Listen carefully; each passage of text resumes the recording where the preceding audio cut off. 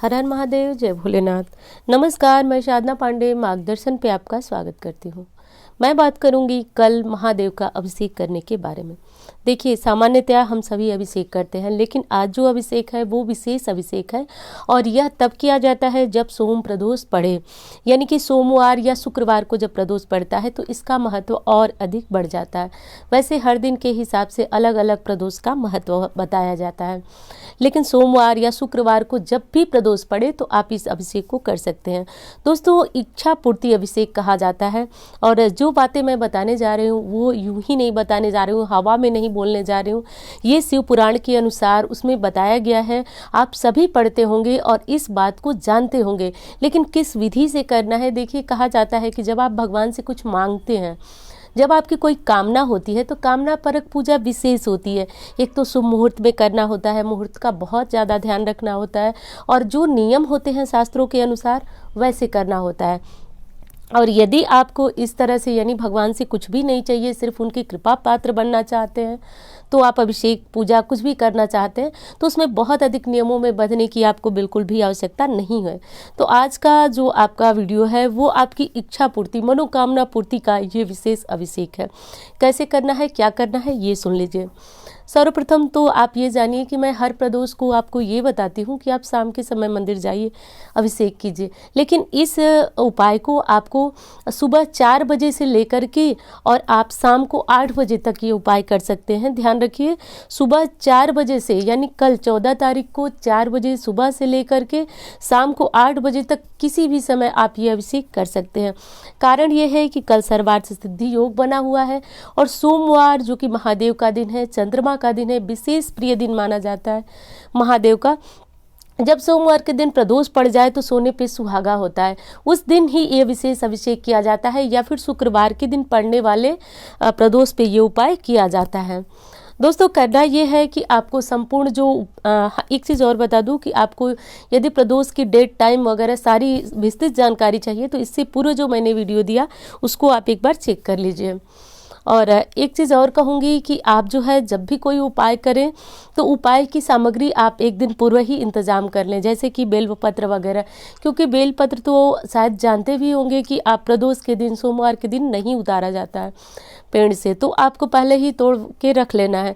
लेकिन आज जो बात मैं कर रही हूँ, पूरी पूजा की बात नहीं कर रही हूँ, सिर्फ उपाय की बात कर रही हूँ।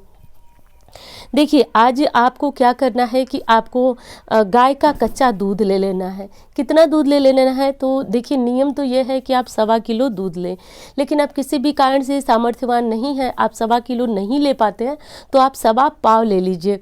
तो ये दूध ले लीजिए, गाय का कच्चा दूध होना चाहिए, उबाला हुआ बिल्कुल भी नहीं होना चाहिए।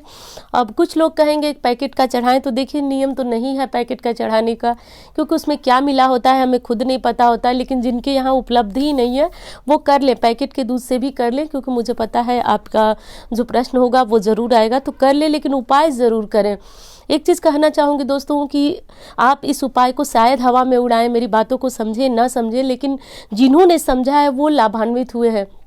आप किसी भी वीडियो का कमेंट चेक कीजिए, उसमें आपको लगभग 3-4 ऐसे प्रश्न आ जाएंगे जिसमें लोग लाभान्वित हुए हैं। जैसे कि पिछली बार मैंने बताया था आपको सोमवती अमावस्या का उपाय, उससे बहुत सारे लोगों को शीघ्र ही लाभ हुआ। आप उस वीडियो का कमेंट भी चेक कर सकते हैं, देख सकते हैं उसमें किसको लाभ हुआ है। तो ऐसे लाभ हुआ है चमत्कारी रूप से कि कुछ घंटों में ही उनके काम बनने लगे हैं। तो जो उपाय मैं बता रही हूँ वो हवा में बिल्कुल नहीं बता रही हूँ, और मेरा यही काम है आपको कि आपको विश्वास दिलाना, इसलिए तो मैं आपको इतना चिल्ला करके और बता रही हूँ, क्योंकि विश्वास रहित जब आप कोई पूजा करते हैं, कोई काम करते हैं, तो वो पूर्ण ही नहीं होता है। इस चीज़ को नोट कर लीजिए, लिख लीजिए कहीं भी, क्योंकि जब आपके मन में कोई विश्वास नहीं है, आप ये सोचिए कि हमने मार्गदर्शन से सुना, कर लेते हैं, देखते हैं क्या होता है, तो यही लिख के मैं दे रही हूँ, आप मत कीजिए, क्योंकि कुछ भी नहीं होने वाला है। शास्त्रों में भी कहा गया है, मानो तो दैव नहीं तो पत्थर। भगवान जी क्या है, यदि माने तो उसमें मूर्ति है, प्राण है, सब कुछ है, हमारे प्राणदाता है, नहीं माने तो वो एक पत्थर है। तो इस चीज़ को समझिए, इसलिए मैंने इतना आपको भाषण दे करके और बातों को समझाया। तो आप गाय का कच्चा दूध ले लीजिए और 4 बजे भोर से 8 बजे रात तक कभी भी ये इच्छा पूर्ति अभिषेक करें। अब इस अभिषेक को करना, वैसे तो इसको श्रृंगी से करना चाहिए, लेकिन ये चीज़ें नहीं मिलेगी, श्रृंगी नहीं मिलेगी। और आप महादेव के मंत्र को जपते हुए जितनी देर तक, जितना धीरे गिरा सके पतली धार में, उतनी पतली धार में शिवलिंग पे गिराते रहें, गिराते रहें, गिराते रहें।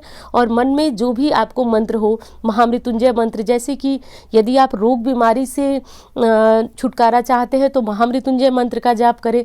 वैसे हमारे जो शिव पुराण है या फिर अन्य शास्त्रों में मैंने जितना पढ़ा है, उसमें सबसे बड़ी महिमा दी गई है ओम नमः शिवाय, शिवाय नमः ओम, या कुछ लोग नमः शिवाय कहते हैं। तो जैसे आपकी इच्छा हो, बस इस मंत्र को जितना हो सके और जितना पतली धार में आप ये दूध गिरा सके, अभिषेक कर सके, उतना करें, उतनी देर तक करें, बिल्कुल नहीं घबराएं दोस्तों। देखिएगा करते ही आपके जीवन में चमत्कारी बदलाव आएगा।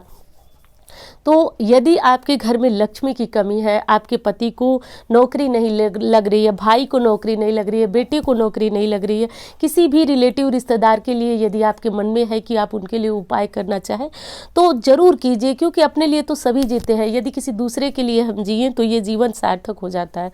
तो आप उनके लिए भी ये उपाय कर सकते हैं। देखिए 1.25 किलो गुड़ ले लीजिए, ध्यान रखिए 1.25 किलो गुड़ आपको लेना ही लेना है। आप दुकान से तुलवा लीजिए और उसको किसी बड़े से बर्तन भगोने में भिगो लीजिए।